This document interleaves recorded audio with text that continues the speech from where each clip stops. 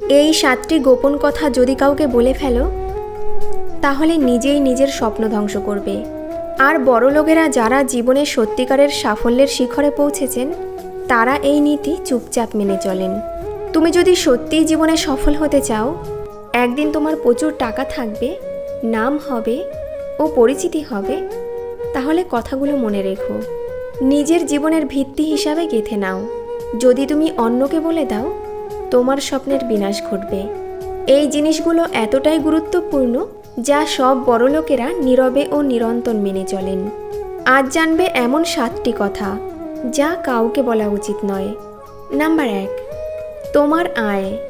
তোমার আয় তোমার গোপন দুর্গ, কাউকে বলো না। তোমার ইনকাম তোমার জন্য গর্বের বিষয় হতে পারে, কিন্তু অন্যদের চোখে তা হয়ে যায় এক সুযোগের হাতছানি বা হিংসার করাল গ্রাস।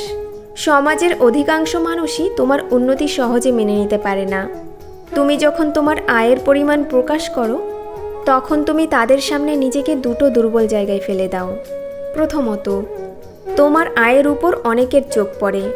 কেউ তোমার থেকে সাহায্য চাইবে, কেউ তোমাকে ব্যবহার করে নিজের কাজ হাসিল করতে চাইবে, আর কেউ শুধু ঈর্ষায় তোমার বিরুদ্ধে কথা বলবে।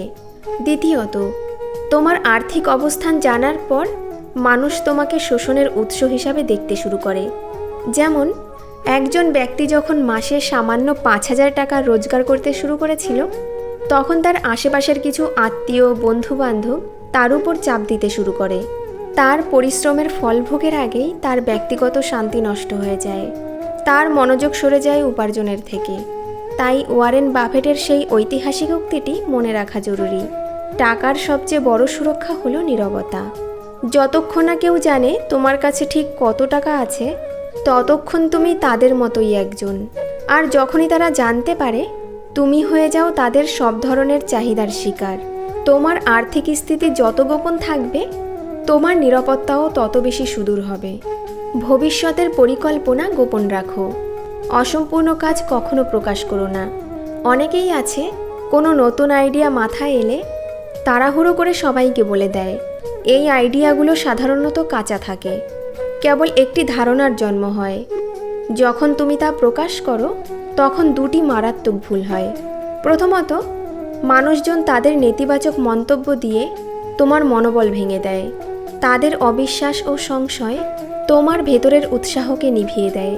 দ্বিতীয়ত, কেউ হয়তো তোমার আইডিয়াই কপি করে ফেলে তোমার স্বপ্নে জল ঢেলে সেই স্বপ্নকে নিজের করে সফল হবার চেষ্টা করে। যেমন একটি ছেলের মাথায় একটা নতুন ব্যবসায়ী পরিকল্পনা আসে, এমন একটি অ্যাপ তৈরি করা যা স্থানীয় ক্ষুদ্র ব্যবসায়ীদের জন্য বিপ্লব আনবে। সে তার এই পরিকল্পনা তার একজন সহকর্মীর সাথে শেয়ার করলো। সেই সহকর্মী সুযোগ বুঝে সামান্য পরিবর্তন করে এসে একই আইডিয়া চুরি করে বাজারে দ্রুত নিয়ে গিয়ে সফল হয়।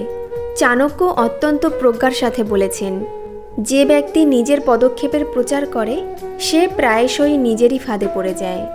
মানুষ স্বভাবতই নেতিবাচক হয়, তারা তোমার সাফল্য দেখতে চায় না। তাই যতক্ষণ না তুমি বাস্তবে কিছু করে ফেলছো, যতক্ষণ না তোমার কাজ সকলের সামনে দৃশ্যমান হচ্ছে, ততক্ষণ কাউকে কিছু বলো না। তোমার নীরবতাই তোমার কাজের শক্তি। নাম্বার 3, নিজের স্বপ্ন কখনো সবার নয়। হাসির পাত্র হয়েও না, অনুপ্রেরণা হও। তোমার স্বপ্নের গুরুত্ব সবাই বোঝে না। তাদের কাছে তোমার বর্তমানের সীমাবদ্ধতা, তোমার আজকের আর্থিক অবস্থাটাই সত্য। তুমি যখন বলবে আমি কোটিপতি হব, তখন মানুষ হাসবে।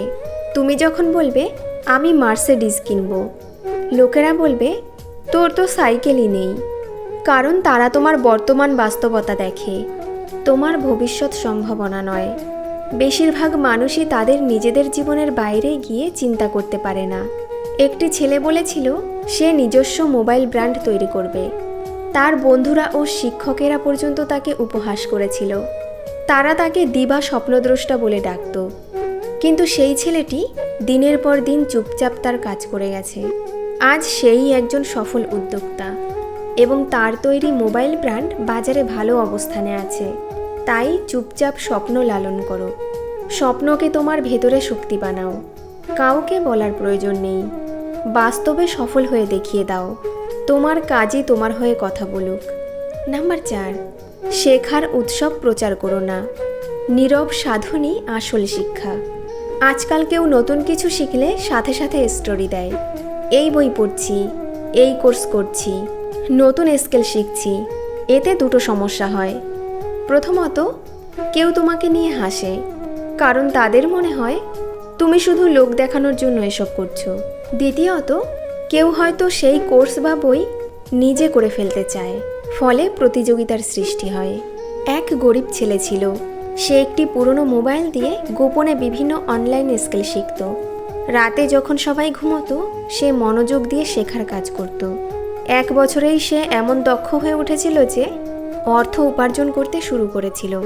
যখন মানুষ প্রশ্ন করত, সে কেবল বলতো, যখন সবাই ঘুমতো আমি শিখতাম। শেখা হলো সাধনার মতো, সেটা নিঃশব্দে হওয়া উচিত, প্রচার নয়।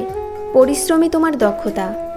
তোমার শেখার পদ্ধতি গোপন থাকুক, ফলাফল প্রকাশ হয়ে যাক।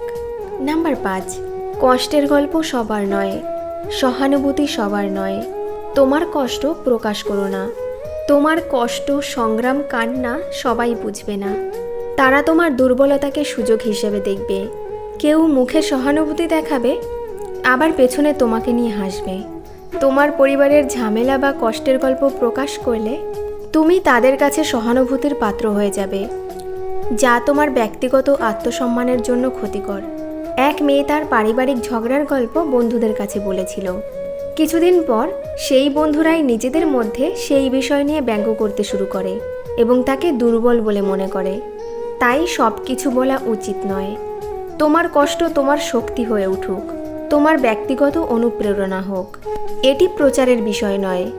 কষ্টকে নীরবে জয় করো, যে জয় তোমাকে আরও বেশি শক্তিশালী করে তুলবে।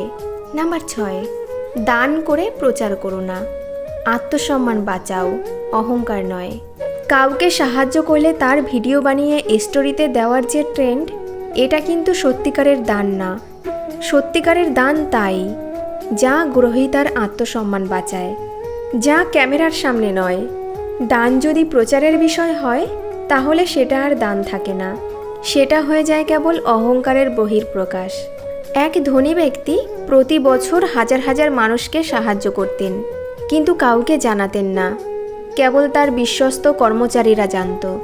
একদিন এক বৃদ্ধা, যাকে তিনি বহু বছর ধরে সাহায্য করে আসছিলেন, তিনি কৃতজ্ঞতা জানাতে গিয়েই এই গোপন বিষয়টি প্রকাশ করেন। তখনই মানুষ জানতে পারে তার বিশাল দানের কথা। চাণক্য বলেছিলেন, দান তখনই পূর্ণ ফল দেয় যখন সেটা অহংকার ছাড়া হয়। তোমার ডান হাত কি দিল তা যেন বাম হাত জানতে না পারে। এই নীতি দানের শ্রেষ্ঠত্ব। নাম্বার 7, বড় লক্ষ্য কারোর সাথে শেয়ার করো না। তুমি যখন বলবে আমি 5 বছরে কোটিপতি হব, 90% মানুষ তা নিয়ে হাসবে, কারণ তাদের নিজেদের ব্যর্থতা তোমার উপর চাপিয়ে দিতে চাইবে। আর 10% মানুষ ভেতরে ভেতরে ভয় পাবে, কারণ তারা জানে তুমি যদি সত্যি সফল হও, তারা তোমার থেকে পিছিয়ে পড়বে। এই ভয় তার অজান্তেই তোমার স্বপ্নকে ভেঙে দিতে চাইবে, তোমার মনোবল নষ্ট করতে চাইবে। এক যুবক সবাইকে বলেছিল সে একটি সফটওয়্যার তৈরি করবে, যা লক্ষ লক্ষ মানুষের জীবন বদলে দেবে। তার বন্ধুরা যারা তাকে প্রতিদ্বন্দ্বী মনে করত, তারা তার পথ আটকাতে থাকে। ফলস্বরূপ তার স্বপ্ন অসম্পূর্ণ থেকে যায়।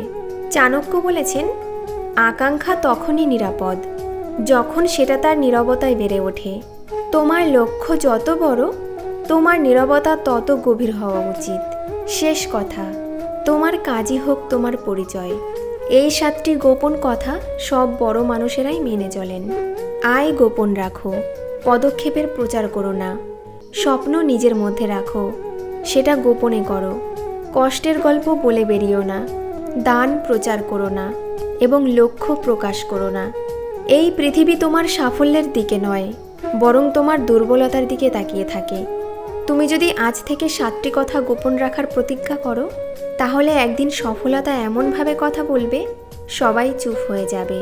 তাই মুখে কিছু বলো না, কাজ করে যাও। বন্ধুরা, ভিডিওটি ভালো লাগলে সুন্দর একটি কমেন্ট রেখে যেও আর সাবস্ক্রাইব করে আমাদের পাশে থেকো। ধন্যবাদ।